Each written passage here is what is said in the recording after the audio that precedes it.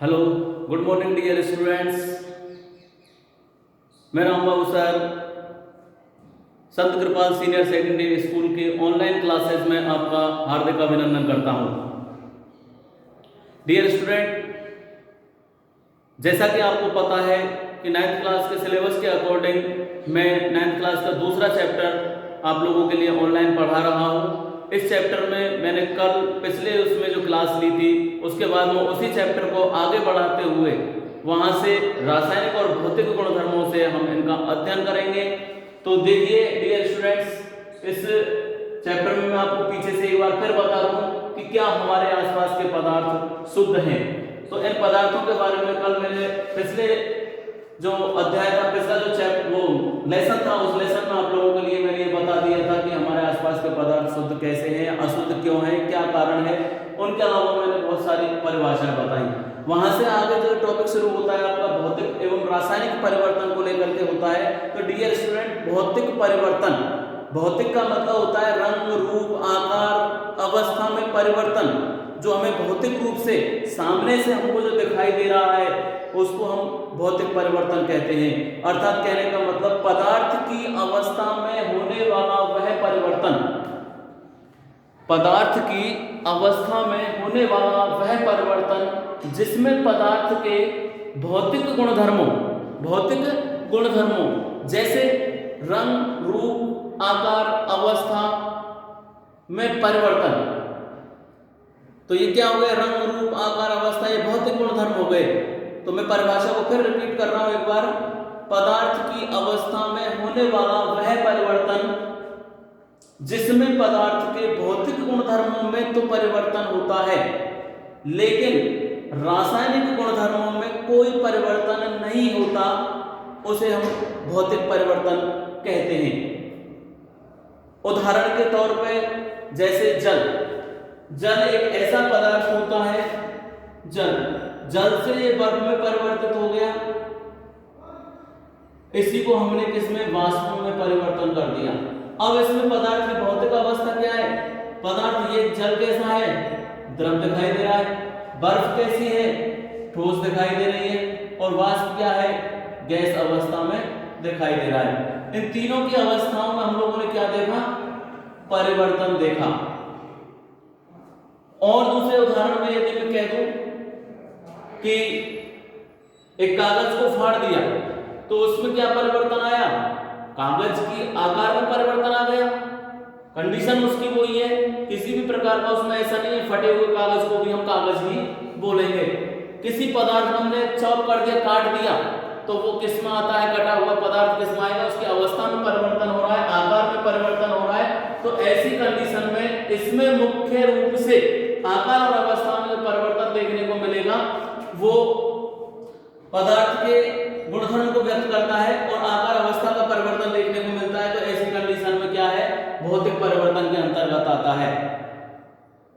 दूसरी बात आती है रासायनिक परिवर्तन की। रासायनिक परिवर्तन पदार्थ की अवस्था में होने वाला वह परिवर्तन जिसमें पदार्थ के भौतिक गुणधर्मों के साथ साथ उसके रासायनिक गुणधर्म भी परिवर्तित हो जाते हो, रासायनिक गुणधर्म भी बदल जाते हो और एक नए पदार्थ का निर्माण होता हो, उसे हम रासायनिक परिवर्तन कहते हैं। एग्जाम्पल के तौर पे यदि हम रासायनिक परिवर्तन की बात करें तो दूध का दही में परिवर्तन होना, दूध से किसमें? दही में बदलना। ये कैसा परिवर्तन है? रासायनिक क्यों है? अब इसके आकार अवस्था में परिवर्तन नहीं आया, ये भी द्रव है और ये भी द्रव है, लेकिन इसके गुणधर्मों में परिवर्तन आ गया। एक नया पदार्थ दूध का दही में बनना, यानी कि दूध से दही तो बन गया। अब ऐसा नहीं कि हम इसको दही से दूध बना दे दोबारा से, यानी कि उत्क्रमणीयता, यहाँ पे उत्क्रमणीयता नहीं होती है। कैसा होता है? अनुत्क्रमणीय होता है। मैं जिन शब्दों का प्रयोग कर रहा हूं वो विज्ञान के दृष्टिकोण से अति महत्वपूर्ण शब्द है डियर स्टूडेंट्स। तो मैं ये कह रहा हूं कि उत्क्रमणीय और अनुत्क्रमणीय। उत्क्रमणीय का मतलब होता है जिस अवस्था से किसी वस्तु को परिवर्तित करने के बाद में दोबारा उसी अवस्था में लाया जा सके, वो वस्तु होती है उत्क्रमणीय वस्तु। और अनुत्क्रमणीय का मतलब होता है जिस वस्तु को उपयोग में लिया लेकिन उपयोग में लेने के उपरांत तो उसको दोबारा से उस अवस्था में हम डियर स्टूडेंट्स नहीं ला सकते। तो यहाँ पे दूध का दही में बदलना, लोहे पर जंग लगना, लोहे पर जंग लगना, ये भी एक उदाहरण है इसका। लोहे पर जंग लगना, लोहे से परिवर्तित हो गया, जंग लग गई धातु में, तो वो दोबारा से परिष्कृत लोहा प्राप्त नहीं किया जा सकता। ये एक रासायनिक परिवर्तन है। इसके बाद में और उदाहरणों में यदि हम देखें तो मोमबत्ती का जलना। अब यहाँ पे ये उदाहरण में बता देता हूं, मोमबत्ती का जलना। अगर कोई वस्तु जलती है, दहन यानी कि दहन की प्रक्रिया किसमें आती है? रासायनिक परिवर्तन में। यदि कोई वस्तु जलती है तो वो वस्तु कैसी है? दहन में है, रासायनिक परिवर्तन में है। और यदि भौतिक परिवर्तन यदि कहते हैं मोम का पिघलना, मोम का पिघलना, तो ये कैसा परिवर्तन है? यदि कोई वस्तु पिघलती है तो वो कैसे परिवर्तन में आएगी?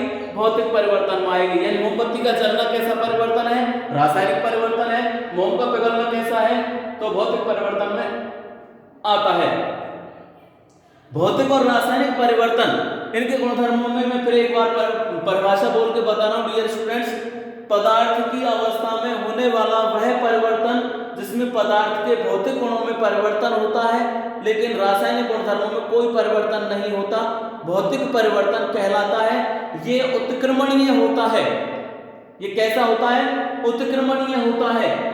उदाहरण के तौर पर, एग्जाम्पल के तौर पर, जैसे जल से बर्फ का बदलना, जल बर्फ में परिवर्तित हो गई है, बर्फ का जल में बदलना, कागज का फटना, मोम का पिघलना, ये सब मैं उदाहरण जो बता रहा हूं वो सभी उदाहरण भौतिक परिवर्तन के हैं। दूसरा है रासायनिक परिवर्तन, पदार्थ की अवस्था में होने वाला वह परिवर्तन जिसमें पदार्थ के भौतिक गुणधर्मों के साथ साथ उसके रासायनिक गुणधर्मों में भी परिवर्तन हो जाता है, उसे पदार्थ का रासायनिक परिवर्तन कहते हैं। और इसमें एक नए पदार्थ का निर्माण होता है और यह अनुत्क्रमणीय होता है। अब दो शब्द लिए हैं मैंने, एक तो लिया है उत्क्रमणीय और एक होता है अनुत्क्रमणीय। इन दोनों को और जान लें डियर स्टूडेंट्स, ये आगे आएंगे। उत्क्रमणीय का मतलब होता है कि माना जैसे बर्फ है, बर्फ से हमने जल बनाई, तो क्या हम जल को बर्फ में बदल सकते हैं? आसानी से बदल सकते हैं। तापमान कम कर देंगे तो बर्फ में परिवर्तन हो जाएगा। तो ये पदार्थ की मूल अवस्था में इसका परिवर्तन कर सकते हैं। जिस पदार्थ से जो वस्तु है उसको दोबारा से उसी अवस्था में लाया जा सकता है। तो ये कैसा हो गया? अस्थायी। कैसा है? अस्थायी है। उत्क्रमणीय होता है और अस्थायी होता है, अस्थायी। दूसरा है अनुत्क्रमणीय। अनुत्क्रमणीय वो क्रिया होती है जिसमें किसी पदार्थ से जब कोई पदार्थ बनाया जाता है, कोई वस्तु बनती है, तो वो वस्तु दोबारा से उसी पदार्थ में रूपांतरित नहीं की जा सकती। अर्थात ये कैसा होता है? स्थायी होता है।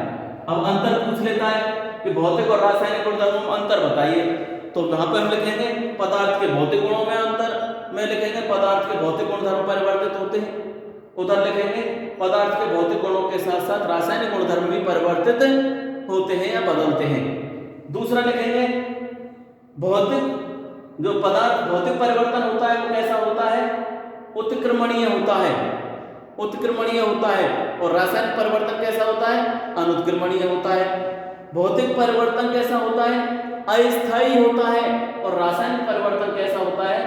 स्थायी होता है। इनके बाद में आती है पदार्थों के, बाद में पदार्थों का निर्माण करने के लिए सबसे पहला जो शब्द होता है वो होता है तत्व। तत्व वे पदार्थ होते हैं जिनको हम और अधिक भागों में तत्वों का निर्माण परमाणु से होता है, परमाणु से मिलकर के तत्व का निर्माण होता है। तो तत्व मेरे हिसाब से और विज्ञान के दृष्टिकोण से एक बहुत छोटी अवस्था होती है किसी भी पदार्थ के निर्माण के लिए। सर्वप्रथम तत्व शब्द का जो प्रयोग किया था वो रॉबर्ट बॉयल ने सर्वप्रथम तत्व शब्द का प्रयोग किया सन 1661 में। रॉबर्ट बॉयल ने सर्वप्रथम तत्व का प्रयोग कब किया डियर स्टूडेंट? 1661 में। लेकिन एंटोनी लॉरेंट लवाइजिए, ये फ्रांस के वैज्ञानिक थे। ये कहां के वैज्ञानिक थे? फ्रांस के वैज्ञानिक एंटोनी लॉरेंट लवाइजिए ने तत्व की परिभाषा को परिभाषित किया कि तत्व होता क्या है। तो तत्वों को मुख्य रूप से यहाँ पर डियर स्टूडेंट्स 3 भागों में विभाजित कर दिया, धातु, अधातु और उपधातु में। धातु, अधातु और उपधातु। जहां तक अपनी आवर्त सारणी की बात आती है तो आवर्त सारणी में अपने सिलेबस में 9th क्लास के सिलेबस में दे रखा है कि एवरेज तत्वों की संख्या जो थी वो 100 है, लेकिन आगे हम 10th क्लास में पढ़ते हैं तो वो 104 118 हो गए। लेकिन यहां से हम बात की जाए, हम इसी सिलेबस के अकॉर्डिंग चलेंगे। इनमें ज्यादा अधिकतर तत्व कैसे हैं? ठोस है। अधिकतर तत्व कैसे हैं? गुणधर्मों में ठोस है। आवर्त सारणी में लगभग 11 तत्व कैसे हैं? कमरे के तापमान पर गैस अवस्था में पाए जाते हैं, जैसे क्लोरीन है, ब्रोमीन है, नियोन है, हीलियम है, ये सभी क्या है? तत्व हैं। और ये तत्व कैसे हैं? गैसीय अवस्था में पाए जाते हैं। और लगभग 2 तत्व ऐसे हैं जो कमरे के तापमान पर कैसे होते हैं? द्रव अवस्था में पाए जाते हैं। 2 तत्व कमरे के तापमान पर कैसे हैं? द्रव अवस्था में पाए जाते हैं, पारा और ब्रोमीन। अब आती है बात धातुओं की कि धातुओं में गुणधर्म क्या होते हैं।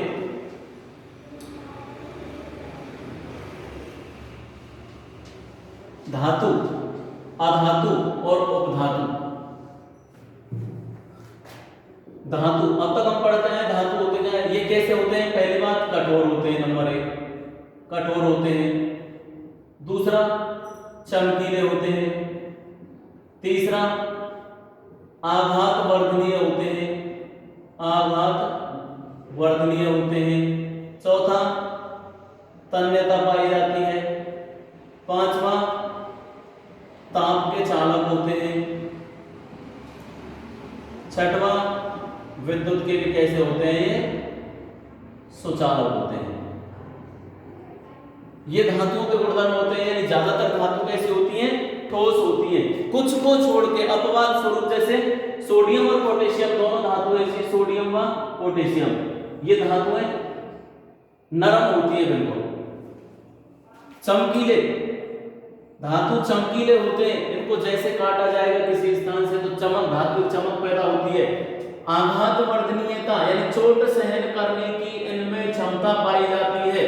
आघात वर्धनीयता यानी कि ये धातु ऐसे होते हैं आघात को सहन करने का या चोट सहन करने की इनमें क्षमता पाई जाती है, ये आघात वर्धनीयता होती है।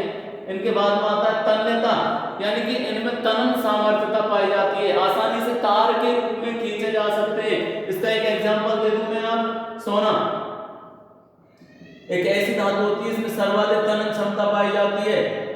1 ग्राम सोने में लगभग 2 किलोमीटर लंबा तार बनाया जा सकता है। एक जनरल नॉलेज के दृष्टिकोण से भी अत्यंत महत्वपूर्ण है। सोना एक ऐसी धातु होती है जो 1 ग्राम तार में लगभग 2 किलोमीटर लंबा तार बनाया जा सकता है, तो सर्वाधिक तनन क्षमता पाई जाती है। इसके बाद में ये होते हैं धातु ताप के चालक, यानी कि इन धातुओं में ताप की चालकता पाई जाती है। और धातु का एक और गुणधर्म होता है विद्युत के सुचालक पाया जाना, यानी कि धातु जो होते हैं इनमें आसानी से विद्युत धारा प्रवाहित हो जाती है। बात आती है अधातुओं की। अधातु जो होते हैं ये ठीक इसके विपरीत, सभी अधातु जितने भी होते हैं उनमें कुछ कठोर भी होते हैं, लेकिन ज्यादातर ये इनकी अपेक्षा कैसे होते हैं? धातुओं की अपेक्षा नरम होते हैं।